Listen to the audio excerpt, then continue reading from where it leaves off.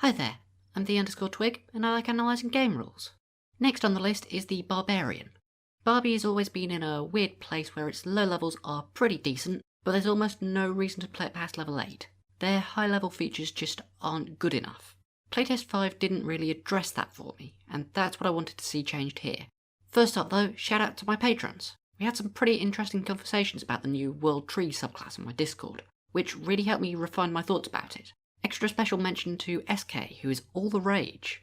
So, before we start, I just want to look at the class table. With the exception of weapon masteries and any Tashes features which were imported, this is absolutely identical to the 2014 table. There are no level changes and no new features. Anything that got shuffled in Playtest 5 has been moved back. The Barbarian's first level is identical to Playtest 5. They have that really good new rage, which lasts for up to 10 minutes and can be extended by using a bonus action, so you don't have to rely on taking damage or whatever. They also get the same old unarmoured defense, which is still probably not better than medium armour, but it is an option. And they get 2 weapon masteries, which can be any simple or martial melee weapons. On the subject of weapon masteries, there's been some changes here. Flex is gone, and they've just replaced all of the flex weapons with different masteries. As a quick overview, Quarterstaff is now a simple topple option for whenever that might matter. Warhammer is a one-handed push option, and there are now a few different versatile sap options, including the spear, which is simple and thrown. There's also been a small change to push, stating that the enemy must be large or smaller and that you can only push them straight away from you. You can't push to the side. That's fine. Also, another change to weapons is that the heavy property has received an update. It's no longer based on your size. It requires you to have 13 in strength or dexterity depending on if you're using a melee or ranged weapon. That means that you can now play a halfling barbarian without limiting your weapon options. This is okay, but I must say that I did actually like the old limitations. I had a lot of fun a while ago trying to make a small Herringorn paladin without great weapon master. On your barbarian, you're going to want a strong mastery in your main weapon, likely either topple or push, and then a utility weapon. I'd probably suggest that the best utility weapons are the Trident for ranged topple, which is a fantastic fly killer, or if you like weapon juggling, the Dagger allows you to get additional attacks. If you want to see how, I covered that in a video about the Playtest 5 masteries, which is absolutely still relevant. Now going up to second level, there's an update to Reckless Attack. It now gives advantage until your next turn instead of until the end of your turn. That means that things like opportunity attacks will still have advantage. This is a good change, I think. Not super impactful on most tables, because typically finding a reaction attack generating mechanism isn't especially worth the investment unless you have a rogue, but opportunity attacks obviously do happen sometimes, and sometimes you're just in a party with an order cleric. I see this as more of a quality of life upgrade, matching the upside of Reckless Attack to the downside. Danger Sense has also had a small quality of life change in that it now gives you advantage on dex saves unless you're incapacitated. There's no longer any arguments of could you see the pitfall trap or whatever. Another good change. At third level we've got subclasses, which are the updated Berserker, the Wild Heart, which is just the renamed Totem, a new subclass called the World Tree, and the Zealot.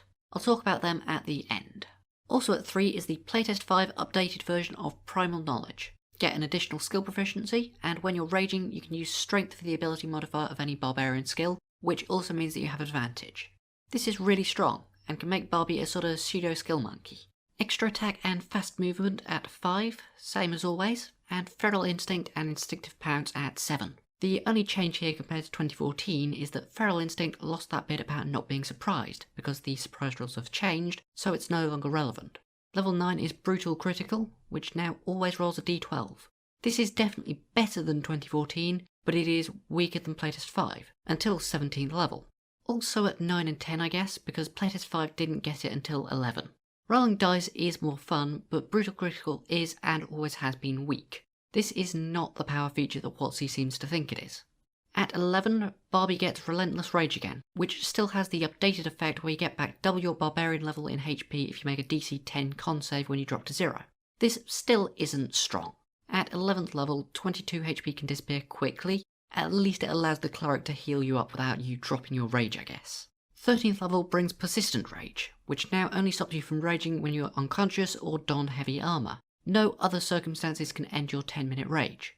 Woo! A tiny incremental buff. You also get back a use of your rage if you don't have any remaining when you roll initiative. Normally I'd complain about the non-remaining part, and I would still rather it wasn't there, but on Rage specifically, it's not a big deal because it's typically something that you use once per combat anyway. You rarely need additional uses. Going up to 18th level now for an unchanged Indomitable Might. At this level, there is a 9% chance that this does anything at all for you, assuming you're making an ability check with proficiency and you're raging. That goes up to 25% by 20th level, or it's a 36% if you don't have proficiency. But that's still not good. Then finally, 20th level brings back the old Primal Champion, which is a great capstone. So high level Barbarian is still pretty worthless. There's still no real reason outside of subclasses to go past 8. This needs addressing. Give Barbie more stuff at high levels. How else is she supposed to stop Ken imposing a poor imitation of the patriarchy in an actually pretty impressively written movie? So after the base class's honest disappointment, let's see if the subclasses have anything. First is Berserker, which got a massive facelift in Playtest 5. The only change since then is that Intimidating Presence is now a bonus action. This is less good than you'd think honestly, because Rage is also a bonus action. You can't use Rage and then Intimidating Presence on the same turn anymore. Whatsy, big request right here. In the new PHB, can you change the rules so that whenever something requires a bonus action, you can also do it as an action if you want to? I don't think it would make anything significantly more powerful, but it would stop weird anti-synergies and clog like this. Nothing else to say about the Berserker though, it's really strong. A good high power offensive subclass. Wildheart is next, the new version of Totem. Lots of renaming here to remove the sort of Native American noble savage stereotype, which I'm fine with. I prefer to remove stereotypes where possible. Can they rename Monk next? They also renamed all of the higher level animals, so it's more obvious that you can choose different ones, rather than being locked to bear or whatever. So at the 3rd level you get Animal Speaker, which is a ritual cast Speak with Animals and Beast Sense. Fine, Speak with Animals is a good spell.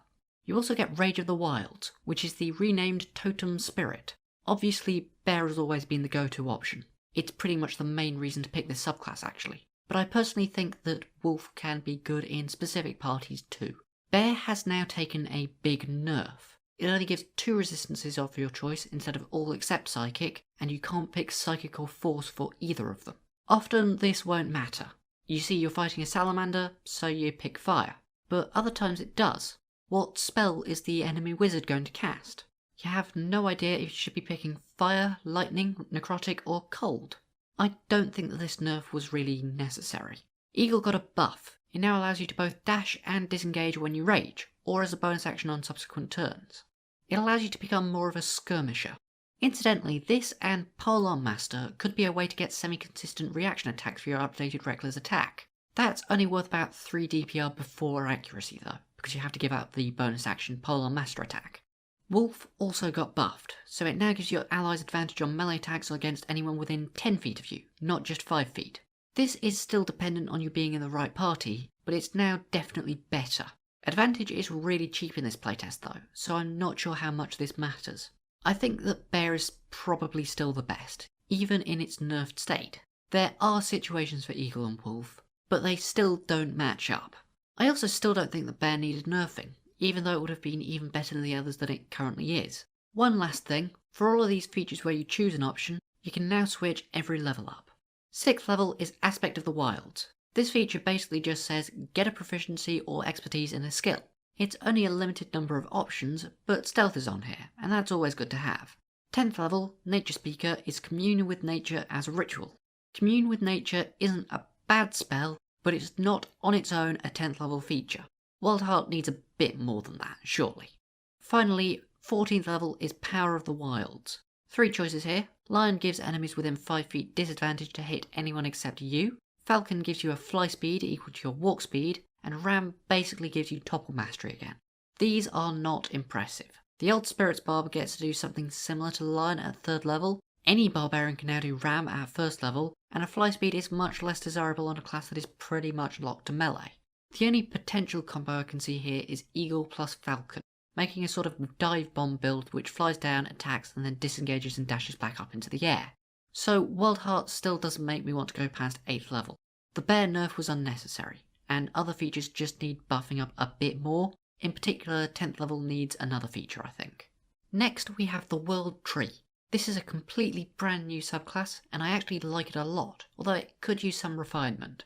3rd level is Vitality of the Tree. This says that when you rage, you heal Barbarian level HP, and then at the start of every turn, completely for free, no actions required, you can give an ally within 10 feet 2d6 temp HP, or more when you level up. It reminds me a lot of a more balanced version of the Twilight Cleric. I think this is a really good feature. The heal on rage is a bit weird, because if it's your first rage of the day, you're likely going to be wasting the healing. So that should probably be temp HP too. I also don't think that there's an especially good reason for you to not be able to give the turn start temp HP to yourself. That's probably fine. Overall, I think this is a really strong start for a more support oriented Barbarian. It even works out of combat. 6th level then gives you Branches of the Tree. This gives you a new reaction, where if a creature ends its turn within 20 feet of you, you can just teleport them to a space adjacent to you on a strength save, which can be deliberately failed. Side note, all saves can now be deliberately failed, which is great.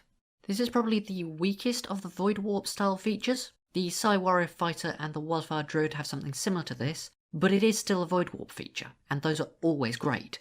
The things that make this weaker than its contemporaries are that it's got 20 feet range, the end square has to be adjacent to you, and it triggers when the creature ends its turn. I'd say that the trigger is probably the biggest issue. I'd probably consider changing this to say when a creature ends its turn or uses the attack or magic action. That would give you the chance to maybe save an ally on low HP, or allow you to get an ally back into position more easily. Remember that reactions trigger after the action, so you'd not be able to save your ally from the attack, but you might be able to save them from a follow-up multi-attack. As for the range, maybe increase it to 30 feet. I don't think this is overly unnecessary, but it would help. As a first draft though, I think this is, again, fairly solid. 10th level brings Battering Roots. This gives you a plus 10 feet reach with melee weapons, and all melee weapons have both push and topple masteries. Plus 10 feet reach is massive. This gives you 20 feet with reach weapons, or 25 feet if you're also a bugbear. That's hitting enemies 5 squares away. You can topple flyers straight out of the air. I do have 2 issues with this though. First up, it says that you get the reach when you wield a melee weapon. Now, wield doesn't really have a concrete definition in 5e, but I typically consider it to mean when you hold a weapon. This means that your opportunity attack radius with reach weapons is 20 feet. If someone walks from 10 feet away to 15 feet away, you can't OA them, but if they walk from 20 feet away to 25 feet away, you can. Enemies moving from 5 feet away is fine, because your unarmed strikes also have an opportunity attack radius, but I think that a 20-foot radius is probably a little too confusing on many tables. This should probably be changed to only give you the extra reach when you attack, and shouldn't exclude unarmed strikes either. My second quote issue is that I really want this to be able to pull people. As a barbarian, pulling has some really good support implications, allowing you to draw fire away from your allies. The Elements Monk in Playtest 6 got something similar to this, and it was really cool. Overall, Battering Roots is great, but needs tidying up. I would absolutely go for 10th level for this feature. Finally, 14th level is Travel Along the Tree. This is a utility feature which is essentially both teleport and plane shift wrapped into one. That's not always useful, but if you're on a planeswalking campaign fighting the Eldrazi Titans, then it definitely is. I see this as very game dependent. Sometimes it will be almost useless, sometimes it will be invaluable. I don't really have significant balancing advice to give on this though. Cool feature. I would sometimes go to 14 for this. So yeah, I think the World Tree is great. All features except 14 need a little bit of cleaning, but after that I'd highly consider this subclass. A support barbarian is a very interesting alternative playstyle. The last sub is Path of the Zealot. In 2014, this was probably the strongest subclass, with only the Bear Totem, Claw Beast, and recently the Giant having much of an argument against that. There's only very small changes here, except for the 14th level, which is much bigger. At 3rd level, Divine Fury now allows you to choose either Radiant or Necrotic damage, whereas it always used to deal Radiant. Sure, why not? Warrior of the Gods got a small buff. In addition to allowing free Revivifies and similar, it now lets you roll an extra 1d12 whenever you get healed by a spell or magic item, such as a potion. Again, sure, why not? 6th level Fanatical Focus is unchanged. It lets you reroll a save once per rage.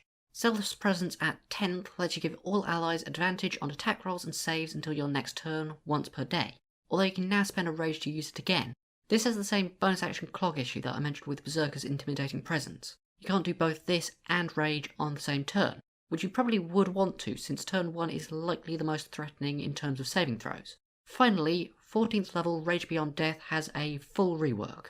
This used to basically say you don't fall unconscious at 0 HP, which was incredibly powerful, and I do understand why they wanted to change that. Now, when you drop to 0 HP and use Relentless Rage to go back up to double your level in HP, you also become Spectral for a minute. While Spectral, you can fly, walk through walls, and use your reaction to cause a hit to miss. So this form itself is actually quite strong. Walk through walls alone is an incredibly potent feature, and force missing is a solid reaction. The issue is that that trigger freaking sucks. A feature that only activates when you drop to 0 is generally pretty bad, unless it's actually game changing, such as in the case of some contingencies. This is not that though. I also don't think that you can just put this as a permanent while raging feature though. Walk through walls is too good, especially now that rage can be used out of combat. I think it would be safe to make it once per day when you rage though, and maybe give it the option of spending additional rages to do it again. Overall though, how does Zealot match up to Berserker? Divine Fury is actually weaker than Berserker's Frenzy at every level. Fanatical Focus's advantage on a save is roughly comparable to Minus Rage's Charmed and Frightened immune. Zealot's presence is okay, but almost certainly not better than Berserker's semi-consistent reaction attacks from retaliation, and then Rage Beyond Death just kinda sucks because of the trigger. The only thing that Zealot really has over Berserker is Warrior of the Gods' improved healing and free revivifies. Comparing all of these subclasses against each other purely on a power level, I'd say that Berserker is the clear frontrunner. World Tree is a good second option with a fun alternative playstyle and the potential to equal Berserker if it gets tidied up. Then Zealot is probably third and Wildheart is fourth. But why are you playing a Zealot when you could be playing a Berserker? They have far too much overlap. Zealot doesn't really have a niche, whereas Wildheart does. As such, in terms of viability, I'd actually say that Wildheart beats Zealot. It's really weird to say this, but Zealot is the worst subclass here. I don't know why you play one. This Barbarian was overall a big disappointment to me, with the exception of the World Tree, which is great. They didn't get any good high-level features in the base class, and Berserker simply outclasses all of the others. The Barbarian is definitely better, but it doesn't fix the core issues with the class. I want some more. That's it for now though. Subscribe if you want more. The survey came out really weirdly early this time. There were only 2 weeks between release and submissions. This seems a bit rushed to me. Either way, I'm going to be taking a bit of a break, because I have these super cool things called exams at the beginning of November, and I need to study. See you all in a bit over a month. Bye!